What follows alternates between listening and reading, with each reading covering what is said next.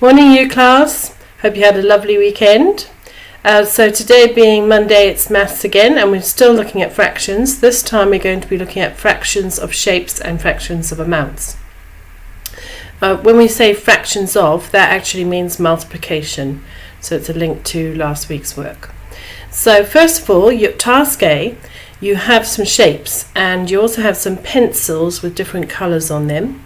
And on those pencils, there are some fractions. And what you have to do is colour in the section of the shape according to what's on that pencil. So for example, if it says quarter of the shape and it's on a red pencil, you need to colour in the quarter of that shape with red. I'm going to just demonstrate a couple. One is a very easy one, and then one is a more complicated one, and it's from your task. So let's go. So here's the first example. So as you can see, if it said a half, which it doesn't in this one, but if it said a half, you would then colour in half of that shape. And that's quite easy because you know what half is. I think you can also do a quarter, because you can see that if you cut this up into 4, that would be 1/4.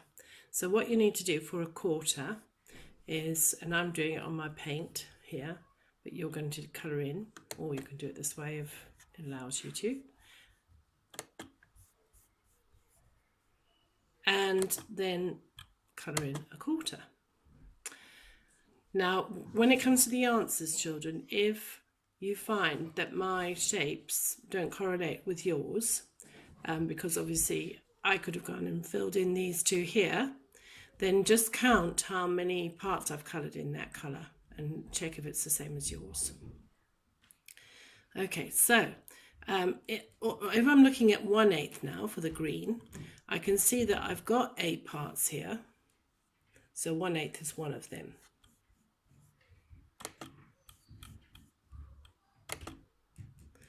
And then simply 2/8 would be 2 of those.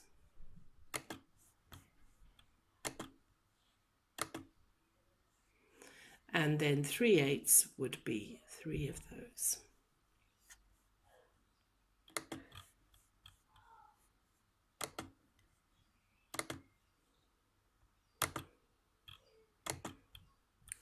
So that is that's what you do with the simple ones. Now I'm going to look at one that's a little bit more complicated and might need some working out before you colour it in.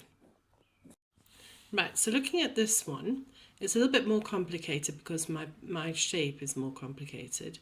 First of all, what I would recommend is that you work out how many parts are in that as they stand at the moment. So if you take each of these triangles, they have 3 parts. So going round the shape, 3, 6, 9, 12, 15, 18. So if I look at the smaller triangles, there are 18 of them, which is going to help me with my 2/18, because that will be 2 of those. So I can do that now.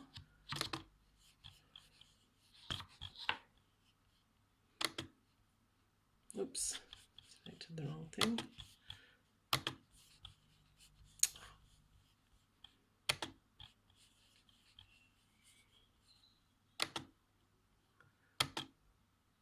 Right, a half is easy because then I can do this half here. That's half of the shape.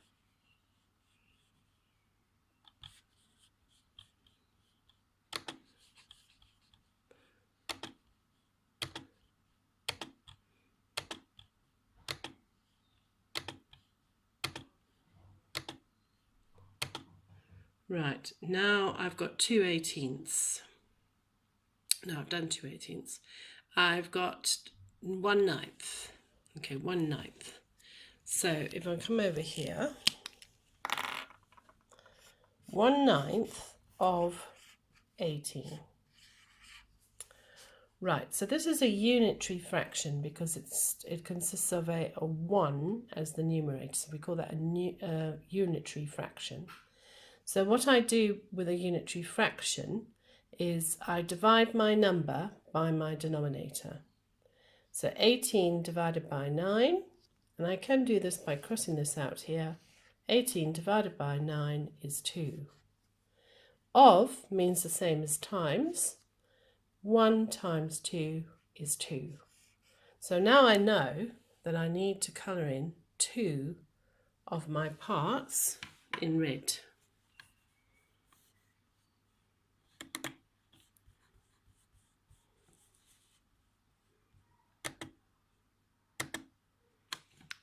Right, now my next one is 10/36s. Now for this one, I can try simplify my fraction. Okay, so I'm thinking if I'm trying to get that to 18ths, what am I doing to the 36? I'm dividing by 2. So I need to do the same to the top, to my numerator, to get 5/18. So I know that 10/36 is equivalent to 5/18. So I come along here and I colour in my 5/18.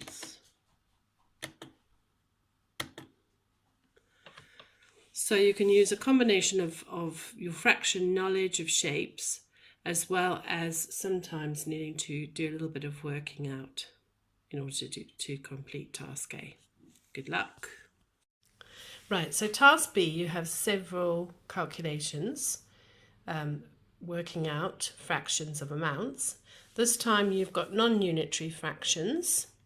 So they're non-unitary because they don't have a 1 here. They have a number higher than 1, but still a proper fraction.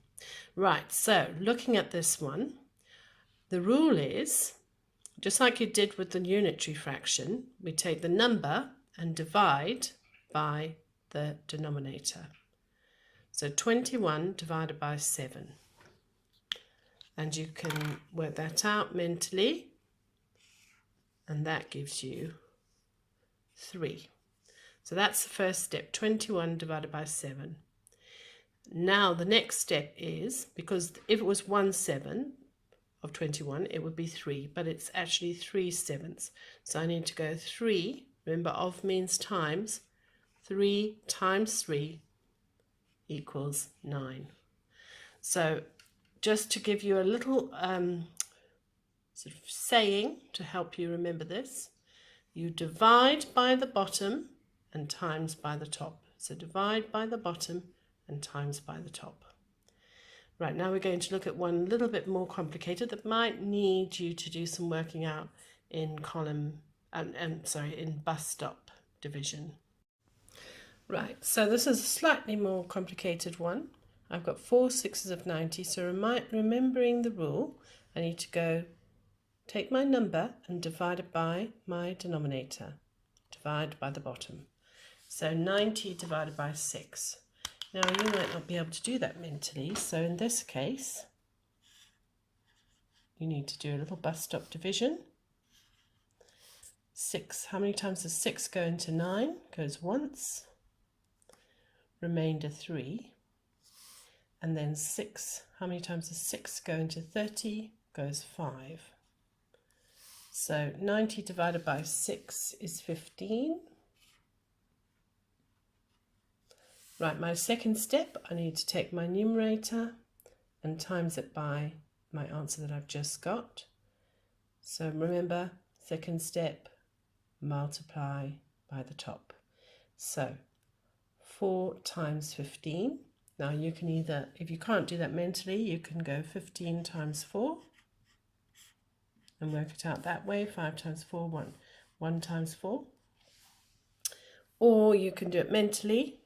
So I know that 2 15s are 30, and then I've got another 2, so that makes it 60. I'm running out of space here. Equals 60. So that should help you with task B. Right, so task C involves some problems, and in those problems there's some element of fractions of amounts. So this is probably the most difficult of all of them, because it's quite wordy and you have to figure out what to do in each step. So I'm just going to give you a tiny bit of advice for this one. So we've got a football team has 300 tickets to give away. They give 3/4 of them to a local school, and they give 1/3 of the remainder of the tickets to a local business. How many tickets are left right at the end when they've given away all the other tickets to give to friends and family? Right, just rubbing out there. So the first thing you can see from, they've given you a little bit of a bar model to help you. So we've got to work out 3/4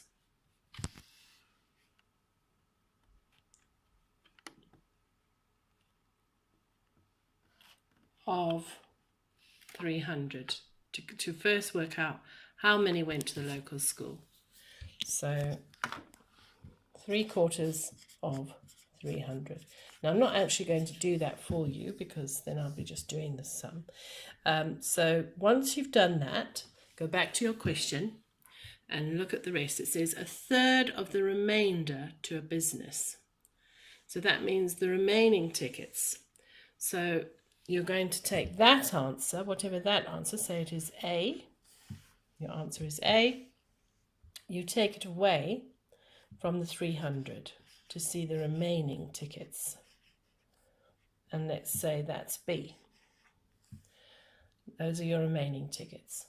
So now you need to work out 1/3 of the remaining tickets, so your answer to here. So you're going to go 1/3 of the remaining tickets, which I'm using B as because I don't know the answer yet. Work that out. Now, once you've done that, you now know how many tickets went to the school, that's A, and you know how many went to the local business. So you're going to add those two together, the A and the B, and then take that away from 300. And then that should then give you the number of tickets that can be given to the friends and family. So it's about 3 steps involved here. So good luck. Obviously stop when you feel you're a little bit out of your depth and you can mark your work. But remember what I said about marking your work with the shapes. One, count how many shapes I've done and check that you've got the same number of shapes. The position does not matter. And so have a great time and I will see you tomorrow.